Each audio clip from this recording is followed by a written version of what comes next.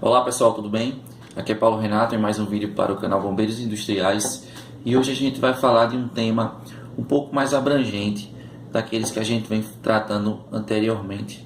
Hoje a gente vai falar um pouco sobre por que os acidentes acontecem. O Brasil, conforme divulgado recentemente, ele é considerado o quarto maior país que tem mais acidentes de trabalho, levando em consideração doenças ocupacionais e também os chamados acidentes típicos. No Brasil, cerca de 700 mil acidentes ocorrem no ano.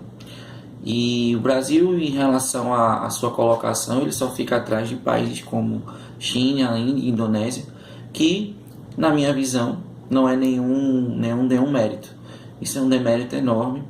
A gente tem muitos prejuízos em relação a acidentes, prejuízos econômicos, sociais, prejuízos relacionados à vida das pessoas, principalmente, enfim, e até acidentes que podem gerar tantos outros malefícios, né, tanto para a vida dos trabalhadores como para a nossa convivência em sociedade.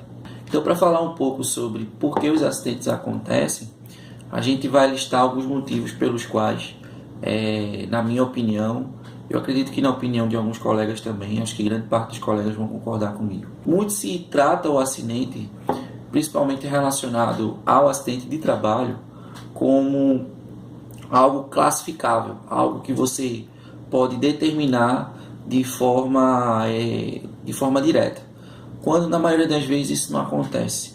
Grande parte dos acidentes eles podem possuir multifatores, podem possuir várias causas, é algo que você não consegue determinar facilmente. Afinal, nós estamos falando de humanos, nós não estamos falando de máquinas, onde você, através de um diagnóstico, pode determinar, por exemplo, o que causou determinada situação. Então é muito importante que isso também seja dito, né, antes da gente, de fato, tentar trazer os motivos pelos quais os acidentes acontecem. Para citar, vamos começar primeiro pelo excesso de confiança.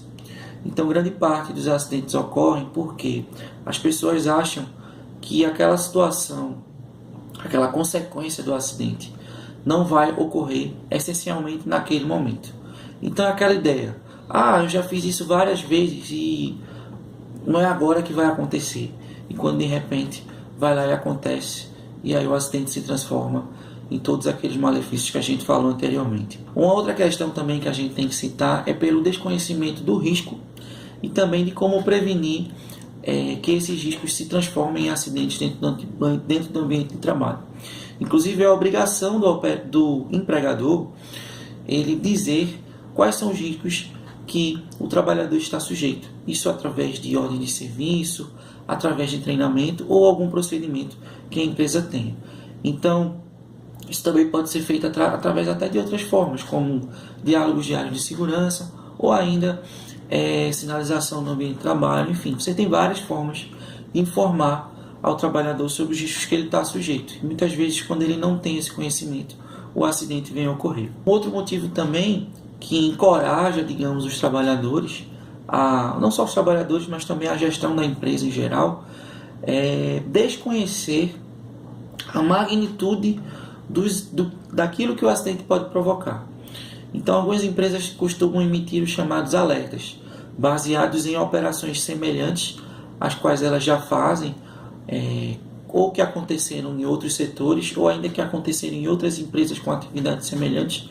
Elas costumam fazer os alertas, de forma que sejam mostradas as consequências e que, de uma certa forma, o trabalhador tenha uma certa consciência sobre o que a sua ação pode de fato causar.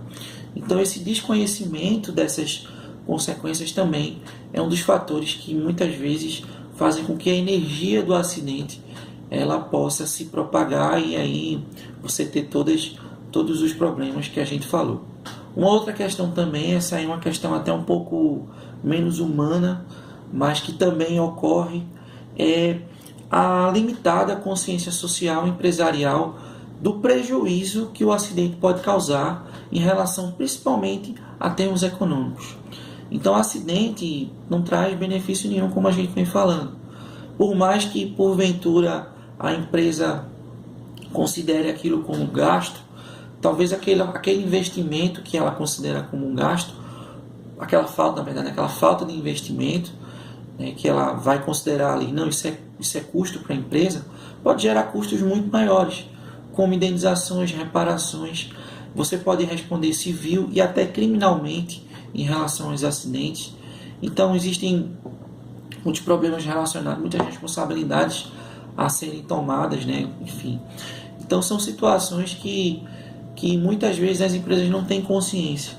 Então, por desconhecer, ela faz uma gestão mais frouxa em relação a esse tipo de situação e acaba não tomando as medidas necessárias para que esses acidentes não venham a ocorrer. E por último, mas não menos importante, eu acho que no Brasil principalmente a gente tem uma carga cultural muito grande de que o trabalhador ele tem que aceitar que o trabalho tem que ser feito daquela forma e que ele pode se expor ao risco e porventura ter um acidente. Então é aquela ideia, né? Não, mas isso faz parte do risco. Se você trabalha numa construção civil, certamente você pode cair de altura. Se você trabalha na indústria de petróleo, você pode se queimar porventura com uma atividade de solda por inflamável. E isso não deve ser levado dessa forma. O trabalho, como uma frase que muito se diz, ele vem para dar dignidade ao homem, digamos assim. Ele não vem causar, ele não pode causar, ele não pode ser o causador de um possível prejuízo, por mais perigoso que ele seja. Então, é muito importante que se trabalhe em cima de ferramentas que possam ter no trabalhador um agente que beneficie o seu próprio trabalho. Então, é importante que o trabalhador tenha autonomia, por exemplo, de informar os riscos aos quais ele está sujeito e que ele não aceite que aquela situação negativa ali, que possivelmente pode ocorrer, é uma situação normal, como na verdade não é. Ninguém aqui trabalha para se acidentar, se machucar ou ainda vir a ter uma doença ocupacional. Ok, pessoal? Então esse foi o vídeo de hoje. Espero que eu tenha passado bem a mensagem. Para mim, eu acho, principalmente depois dos dados que foram levantados anteriormente e de toda a história que a gente já vem tendo na área de segurança do trabalho, principalmente dentro das indústrias, é importante que a gente sempre faça esse tipo de reflexão e que a gente possa, de fato, diminuir os nossos acidentes, né? E que a gente cada vez mais possa ser um agente de propagação de segurança, né? Que tanto nós como os nossos colegas possam voltar para o trabalho, possam ir e voltar ao trabalho, né, tão melhores quanto chegar, tá ok? Então, forte abraço a todos, até o próximo vídeo.